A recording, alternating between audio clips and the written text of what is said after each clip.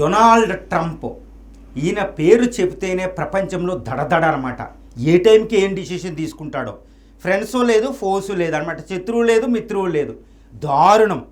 The great United States of America, ఒక America సామ్రాజ్యాన్ని పునాదులే కలిసిపోతున్నాయి అనమాట. ప్రపంచం అతలాకుతలం అయిపోతుంది. దారుణమైన పరిస్థితి అనమాట ప్రపంచంలో. ఎందుకు అంటే డొనాల్డ్ ట్రంప్. అంటే ప్రపంచంలో ఒక మహాయుద్ధం జరిగినప్పుడు వచ్చే ఒక విప్లవాత్మకమైన విషయాలు వచ్చి ఆ పునాదుల మీద కొత్త ప్రపంచం మొదలవుద్ది అనమాట. ఈ డొనాల్డ్ ట్రంప్ వల్ల మహాయుద్ధం జరగాల్సిన అవసరం లేదు. ఆయన పరిపాలనే ఒక మహా యుద్ధంగా మారిపోయింది. ఇప్పుడు ఈ డొనాల్డ్ ట్రంప్ ఈ ఎంపైర్ 2025లో అమెరికా కుప్పకూరడం కరెక్ట్గా జరిగిపోయే అవకాశం ఉంది. ఇప్పటికే 1 year పరిపాలన పూర్తి చేసుకున్నాడు. ఇంకా 3 సంవత్సరాల పరిపాలనలో ఏం జరగబోతుంది అనేది ఒకటి భయంకరంగా ఉంది. ఇప్పుడు ఈ డొనాల్డ్ ట్రంప్ ఈ అమెరికా పునాదుల్ని కదిపేస్తున్నాడు. ఇది ఒక రావణ పరిపాలన అనమాట. రావణుడు చూడండి, లంకలో సుసంపన్నమైన సామ్రాజ్యానికి నేత అనమాట. రాముడు అయోధ్య కంటే కొన్ని 100 రెట్ల సంపద ఈ యొక్క శ్రీలంకలో ఉండేదన్నమాట లంక, రావణాసురుడు. కానీ రావణాసురుడు పరిపాలన బాగోక ఈ లంక పతనం అయ్యి దాని సామ్రాజ్యం కూలిపోయిందనమాట. ఇప్పుడు ట్రంప్, ద గ్రేట్ ట్రంప్ రావణాసురుడు లాగా ఒక పెద్ద సామ్రాజ్యానికి నేత. The great United States of అమెరికాకి నేత. 47వ అధ్యక్షుడు జార్జ్ వాషింగ్టన్, 16వ అధ్యక్షుడిగా అబ్రహం లింకన్, తర్వాత రూజ్వెల్ట్. The great. ఎందుకు ఎంపైర్ అంటున్నానంటే, ఒక ప్రపంచంలో ఇప్పుడు యునైటెడ్ స్టేట్స్ ఆఫ్ అమెరికా చూస్తేనండి మనకి $30 ట్రిలియన్ ఎకానమీ. గుర్తుపెట్టుకోవాలి, around 30% of the global economy అండి అది యునైటెడ్ స్టేట్స్ ఆఫ్ అమెరికా. ప్రపంచంలో అత్యధికంగా మ్యానుఫ్యాక్చరింగ్, ఇప్పటికి రష్యా వచ్చిన మ్యానుఫ్యాక్చరింగ్లో యుఎస్ బేస్ వేరు ఉంటుందన్నమాట. వరల్డ్ మిలిటరీ పవర్ అది. 11 ఎయిర్ క్రాఫ్ట్ క్యారియర్లు, $1,000 బిలియన్. రిమైనింగ్ టాప్ 10 కంట్రీస్ కలిపిన అంత డిఫెన్స్ బడ్జెట్ ఉండదు. ప్రపంచవ్యాప్తంగా 700 మిలిటరీ స్థావరాలు 80 దేశాల్లో ఉన్నాయి. అంతటి United States of America technological power అనమాట. ఇప్పుడు మనం వాడుతున్న వాట్సాప్ నుంచి ఈ యొక్క గూగుల్ నుంచి everything coming from the United States of America. Cultural supremacy ఉంటుంది. ప్రపంచం అంతటిని యుఎస్ఏ పరిపాలిస్తుంది. ఫర్ ఎగ్జాంపుల్, మనం ఉన్నామంటే ఒకళ్ళ డ్రెస్ చూస్తే జీన్ నుంచి, వాట్సాప్ నుంచి, మన సోషల్ మీడియా నుంచి, మన టెక్నాలజీ నుంచి everything emanated from the United States of America. మనం ఏం థింక్ చేయాలో కూడా అదే చెప్తూ ఉంటుంది యుఎస్. అంతటి పరిపాలన యుఎస్ నుంచి జరుగుతుంది. అందుకని యుఎస్ ఎంపైర్ అని చెప్తారన్నమాట. ఈ గ్లోబలైజేషన్, ఈ ప్రాసెస్ అంతా. ఇప్పుడు ఇండియా చూడండి, గ్లోబలైజేషనే. ఇండియాలో ఉన్న ఎంఎన్సీలన్నీ అక్కడి నుంచి వచ్చినాయే. మనం కూడా ఇండియన్స్ అంతా అక్కడికి వెళ్తాం. 5th జనరేషన్ ఇండస్ట్రియల్ అంతా అక్కడ తయారైన తర్వాత మనం దాన్ని ఒడిచిపెట్టుకుంటాం. ఎంత అభివృద్ధి చెందిన యుఎస్ నుంచే ఉంది. ఈవెన్ చైనా, కమ్యూనిస్ట్ చైనా కూడా ప్రజాస్వామ్యాన్ని ఫాలో అవుతూ ఎకనామిక్ రిఫార్మ్స్లో చైనా అమెరికాని ఫాలో అవుతూ వస్తుంది. Globalization process, UNO. That is what the power of the United States of America. ఇది యాక్సెప్ట్ చేయాలి ఫస్ట్ ఆఫ్ ఆల్. కానీ అది కుప్ప కూలుతుంది. అది ఆటోమేటిక్గా ఇంకొక 20 సంవత్సరాలు 30 సంవత్సరాల్లో కూలుద్ది అనుకున్నది ఈ డొనాల్డ్ ట్రంప్ 1 yearలోనే ఆ పునాదులన్నీ కదిలిపోయాయండి. వచ్చే 3 సంవత్సరాలు ఇవన్నీ దారుణం జరగబోతుందన్నమాట. అసలు ఈ పునాదుల్ని ఎలా కదిపేశాడు డొనాల్డ్ ట్రంప్, అది ఒక్కసారి 1 year పరిపాలన పూర్తయిన సందర్భంగా మనం చెప్పుకోవాలన్నమాట. మొట్టమొదటిది ఏంటంటే, అమెరికా డామినెన్స్కి ఆధారమే డాలర్ కరెన్సీ. అది ఎప్పుడైనా ఒక సందర్భంలో చెప్తాను. How dollar is enabling the United States of America to rule over the వరల్డ్లో డామినెంట్ కరెన్సీ డాలరే. ఆ డాలర్లో వాళ్ళు ముద్రిస్తారు. మన పెట్టుబడులు ఏంటి, మనం అన్ని విషయాలు డాలర్లోనే చేస్తాం. పెట్రోల్ వరల్డ్ డాలర్లో ఎక్కువ, ఇప్పటికీ 50% అబోవ్ డాలర్లో ఉందండి. ఆ డాలర్ని ఈయన నాశనం చేస్తున్నాడు. ఎందుకంటే టారిఫ్స్ల వల్ల. తర్వాత అక్కడ ఉన్న ఫెడరల్ రిజర్వ్ జెరోమ్తో దెబ్బలాట పెట్టుకుని ఈ ఫెడరల్ రిజర్వ్ సరిగ్గా అమలుపరచకుండా డాలర్ వడ్డీ రేట్లు అటు ఇటు ఇష్టం వచ్చినట్టు చేపిస్తున్నాడు ఫోర్స్ చేసి. ఈ ఫైనాన్షియల్ మార్కెట్లో దేశ పరిపాలకులు ఇన్వాల్వ్ అవ్వరు. మన ఆర్బీఐ ఇవాళలో మోడీ గారు ఎక్కువ ఇన్వాల్వ్ అవ్వరండి. ఆర్బీఐ సెంట్రల్ బ్యాంక్ అధినేతే చూసుకుంటాడు.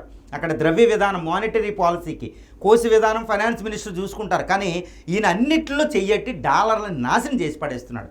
ఈ డాలర్లను తట్టుకోలేక, ఈయన యొక్క కంట్రోల్ తట్టుకోలేక ఈ బ్రిక్స్ కరెన్సీ అని ఒకటి వస్తుందన్నమాట. అంటే అమెరికా పునాదిని కదిపేస్తున్నాడు ఆయన. నెంబర్ 1 అది మేజర్. తర్వాత రెండోది ఏంటంటే నాటో అంతం. ఈ ట్రాన్స్ అట్లాంటిక్ పార్ట్నర్షిప్ అంటారన్నమాట. ఈ అట్లాంటిక్ మహాసముద్రం, ఇటు అమెరికా ఇటు యూరోప్ రెండు కలవడం వల్ల అది ప్రపంచాన్ని రూల్ చేస్తుంది. అమెరికా ఒకదానికి శక్తి సరిపోదు. ఈ మిగిలిన వైట్ కంట్రీలైన యూరోప్ కంట్రీలు ఇప్పుడు ఈ నాటో అంతం, నాటోలోంచి బయటకు వస్తాను, నాటోలో ఉన్న గ్రీన్లాండ్ నాదే అంటున్నాడు ఆయన. ఈ గ్రీన్లాండ్కి వెళ్తే నాటో దేశాలే అమెరికా మీద యుద్ధాన్ని ప్రకటిస్తున్నాయి. ఈ గ్రీన్లాండ్లో జరిగేది ఏదో చూసారా? అంటే నాటో నాశనమే అమెరికా సామ్రాజ్యానికి పతనానికి పునాది కాబోతుంది. చాలా జాగ్రత్తగా. అంటే రష్యా యొక్క కళ పండిపోతుందన్నమాట. చైనా, ఇండియా రైజ్ అయిపోతున్నాయి. సో ఈ విధంగా అమెరికా ఎంపైర్ని నాశనం, major pillar of the American ఎంపైర్కి ఈ డొనాల్డ్ ట్రంప్ నాశనం చేస్తున్నాడు అనమాట. అక్కడ తిరుగులేంది. తర్వాత చైనా రైజ్, చైనాని ఆపలేకపోతున్నాడు, చైనాకి భయపడుతున్నాడు. చైనా మీద భారత్ మీద విధించినట్టు 50% టారిఫ్లు చైనా మీద విధించలేకపోతున్నాడు. అక్కడ చైనా అంటేనే భయం. ఆ భయం అనేది అక్కడ రిఫ్లెక్ట్ అవుతుంది. చైనా, రష్యాలంటే భయం అనమాట. దీనివల్ల చైనాని ఎదుగుతున్న చైనాని ఆపలేకపోతున్నాడు ఎన్ని ట్రేడ్ వాళ్ళు మొదలుపెట్టినా. కాబట్టి చైనా రైజ్ అంటేనే అమెరికా పతనం. అమెరికా ఇష్టం వచ్చినట్టు చిన్న చిన్న దేశాలు కొడుతుంది, కానీ శక్తిని చైనా మీద పెట్టాలి, ఆయన పెట్టలేకపోతున్నాడు. అది అమెరికా సామ్రాజ్యాన్ని సర్వనాశనం చేయబోతుంది, అమెరికా పునాదులు కదిపైపోతుంది అనమాట. తర్వాత డీగ్లోబలైజేషన్. అసలు అమెరికా ప్రపంచాన్ని రూల్ చేయడానికి ప్రధానమైన కారణం multinational companies. Okay, multinational companies. దీనికి ఈ మల్టీనేషనల్ కంపెనీస్ ప్రపంచమంతా ఎందుకు వెళ్ళగలిగినాయి అంటే గ్లోబలైజేషన్. మనం ఫర్ ఎగ్జాంపుల్ ఇండియాలో గ్లోబలైజేషన్, ప్రపంచీకరణని మనం మొదలు పెట్టకపోతే అమెరికా కంపెనీలు ఇక్కడికి రాలేవు. ఆర్థిక సంస్కరణలు మొదలు పెడితేనే అమెరికా కంపెనీలు ఇక్కడికి వస్తాయి. దాన్నే ఎల్పిజి, లిబరలైజేషన్, ప్రైవేటైజేషన్, గ్లోబలైజేషన్ అంటారు. ఈరోజు అమెరికన్ కంపెనీలే ప్రపంచాన్ని రూల్ చేస్తున్నాయి, అమెరికా కాదండి యాక్చువల్గా. దానికి ఆధారం గ్లోబలైజేషన్, ప్రపంచీకరణ. ఇప్పుడు ఈ ట్రంప్ చరిత్రలో మొట్టమొదటిగా అమెరికా పునాదికి మొదలైన ఈ గ్లోబలైజేషన్ని డీగ్లోబలైజేషన్ చేస్తున్నాడు. టారిఫ్లు విధిస్తున్నాడు, ఎక్కడికక్కడ ఇమిగ్రేషన్ రానివ్వడం లేదు, ఏమీ రానివ్వడం లేదు. అంటే అమెరికా ఏకాకైపోతుంది. ప్రపంచాన్ని ఒక గ్లోబ్ అంటే ఒక విలేజ్గా మార్చిందే ప్రపంచీకరణ. దానికి ఎగినెస్ట్ చేస్తున్నాడు. అందుకనే చాలా దారుణమైన విధానం అనమాట. అందుకే చైనా కూడా బాధపడుతుంది, ఇండియా బాధపడుతుంది. ఎందుకంటే గ్లోబలైజేషన్ పోయిందనుకోండి, మనం కూడా అభివృద్ధి చెందలేం, పెట్టుబడులు, టెక్నాలజీలు అవి రావు. కాబట్టి అమెరికా డీగ్లోబలైజేషన్ ప్రాసెస్ అంటే అమెరికా సామ్రాజ్యం పునాదులు కదుపుతున్నాడు ట్రంప్ అనేది ఈజీగా చెప్పవచ్చు. తర్వాత ఏంటంటే వరల్డ్ వార్ 3. అసలు వరల్డ్ వార్ ఎలా వస్తుందని అందరూ బాధలు పడేవారు. అసలు ఎలా వస్తుందో తల్ల బద్దలు కొట్టుకునేవాళ్ళం ఏ నిష్ణాతులైతే. How this third world war is coming on to the earth అంటే ఎవరు ఏం చెప్పాలో తెలియదు. కానీ ఇప్పుడు ఈసారి థర్డ్ వరల్డ్ వార్ ట్రంప్ వల్లే వస్తుంది అనేది పక్కా చెప్తున్నారు. ఇప్పుడు ఆయన గ్రీన్లాండ్ ఆక్యుపేషన్కి వెళ్ళాడు, వెనిజులా ఆక్యుపేషన్కి వెళ్ళాడు, ఉక్రెయిన్ యుద్ధాన్ని పరిష్కరించలేకపోయాడు, ట్రంప్ని కన్విన్స్ చేయలేకపోతున్నాడు, చైనాని ఆపలేకపోతున్నాడు, తైవాన్ విషయంలో ఏం చేయాలో తెలియడం లేదు. ఇంకా అప్పుడు ఈయనకే 1 year ట్రై చేశాడు, శాంతిదూతని అనుకుంటూ నాకు నోబెల్ పీస్ ప్రైజ్ కావాలి. నోబెల్ పీస్ ప్రైజ్ రాకపోయేటప్పటికి ఈ నార్వే కమిటీ ఇస్తుంది నోబెల్ పీస్ ప్రైజ్ అనమాట. నార్వే దేశంలో ఉంటుంది. ఆ నార్వే ప్రధానికి ఆయన లేఖ రాస్తూ నాకు నోబెల్ రాలేదు, శాంతి అనుకున్నాను, కాబట్టి ఇక్కడ నుంచి నన్ను చూడండి, నేను ఏం చేస్తానో చూడండి, నేను శాంతిని వదిలేస్తానని.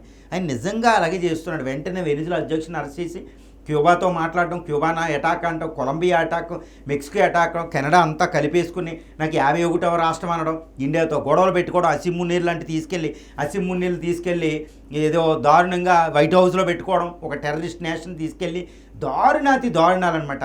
ఈ నాటో నుంచి బయటకు రావడం అంటే రష్యా వెళ్ళి నాటోని అటాక్ చేసుకోమని, ఈ తైవాన్ విషయంలో రక్షణకి ఆయన వెళ్ళకపోవడం, ఈవెన్ జపాన్ కూడా ఆయన నమ్మే పరిస్థితుల్లో లేదు. ఆయన క్లోజెస్ట్ అలయన్సే నమ్మలేకపోతున్నాయి. అంటే ప్రపంచ వరల్డ్ ఆర్డరే సర్వనాశనం చేస్తున్నాడు ఆయన. తర్వాత ప్రపంచంలో శాంతికి ప్రధానమైన పిల్లర్గా ఉన్న ఐక్యరాజ్య సమితి అనే వ్యవస్థలోంచి 66 ఐక్యరాజ్య సమితి సమావేశాల నుంచి, ఆర్గనైజేషన్ నుంచి బయటికి తీసుకొచ్చేసాడు యునైటెడ్ నేషన్స్ ఆర్గనైజేషన్. ఇంతకంటే నేనేం చెప్పనవసరం. అంటే ఏంటి, ఆయన మొత్తం అమెరికా పునాదుల్ని, ప్రపంచ వ్యవస్థను నాశనం చేసి అనార్కీ ప్రబలేటట్టు చేసి 3వ ప్రపంచ యుద్ధానికి కారకుడు డొనాల్డ్ ట్రంప్ విధానాలే అని ఇప్పుడు ఎవరిని అడిగినా చెప్తారండి. అది అరాచక పాలన. 1 year అరాచక పాలన, ఒక తుగ్గలక పాలన, ఒక రావణ పాలన మనం చూస్తున్నాం. శక్తివంతమైన నేత ఒక పాలకుడు అవుతే రావణేశ్వరుడు అనమాట ఎగ్జాంపుల్, ఒక నరకాసురుడు ఎగ్జాంపుల్, ఒక తుగ్గలక్ ఎగ్జాంపుల్, ఒక చెంగీజ్ ఖాన్ ఎగ్జాంపుల్. వాళ్ళ నియంతలు వచ్చినప్పుడు వచ్చేది, నేను నియంత అని నేను అనను, కానీ ఈయన విధానాలు చూస్తే అరాచక ప్రబలిపోతుందన్నమాట. దారుణమైన అర్థం. తర్వాత ఇప్పుడు న్యూ వరల్డ్ ఆర్డర్. అమెరికా ఇప్పుడు ఈ ఏరియాలోకి నాకు ఎవ్వరూ రావద్దు అంటుంది America, United States of America. ఆ మిలిటరీ పవర్ను ఉపయోగిస్తుంది. చైనా నీ సామ్రాజ్యాన్ని నువ్వు తీసుకో, రష్యా నీ సామ్రాజ్యాన్ని నువ్వు వేలుకో, కానీ నా సామ్రాజ్యం ఉత్తర అమెరికా, ఈ కెనడా, ఈ ఏరియాకి రావద్దు అని డొనాల్డ్ ట్రంప్ మాట్లాడుతున్నాడు. అంటే ప్రపంచ ఆధిపత్యాన్ని ఆయనే వదిలేసుకుంటున్నాడు, ఐక్యరాజ్య సమితి నుంచి బయటికి రావడం. ఇదంతా ఏంటంటే ఒక కొత్త వరల్డ్ ఆర్డర్ వస్తుందన్నమాట. ఈ కొత్త వరల్డ్ ఆర్డర్ వస్తే చైనా రెచ్చిపోతుంది, ఏం చేయలేని పరిస్థితి. న్యూ వరల్డ్ ఆర్డర్ పరిస్థితి ఏంటి?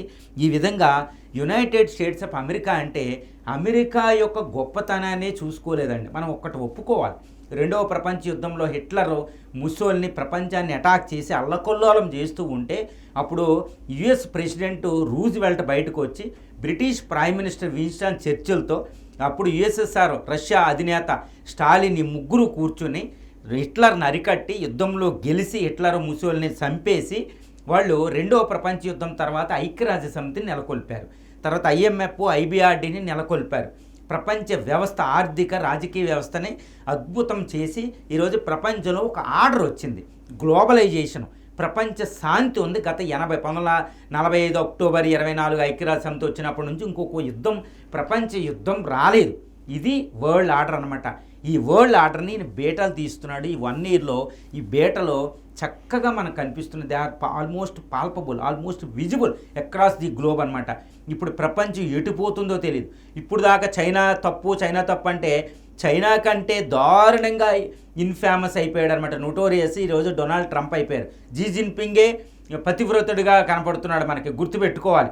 దాన్ని బట్టి ఈ ట్రంప్ అంటేనే నెఫేరియస్ అనమాట, దారుణం.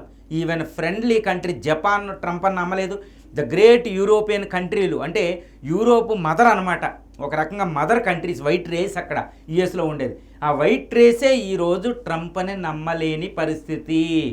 దారుణం. ఇంతకంటే నేనేం చెప్పలేను. ట్రాన్స్ అట్లాంటిక్ పార్ట్నర్షిప్ పోయింది, ప్రపంచం పునాదులు కదిలిపోతున్నాయి. యుద్ధం రాకుండానే యుద్ధ వాతావరణాన్ని క్రియేట్ చేసిందే ఈ ట్రంప్ 1 ఇయర్ రూల్. మరి ఏమవబోతుందో, 3 సంవత్సరాలు ఏమవబోతుందో ఇక చూద్దాం.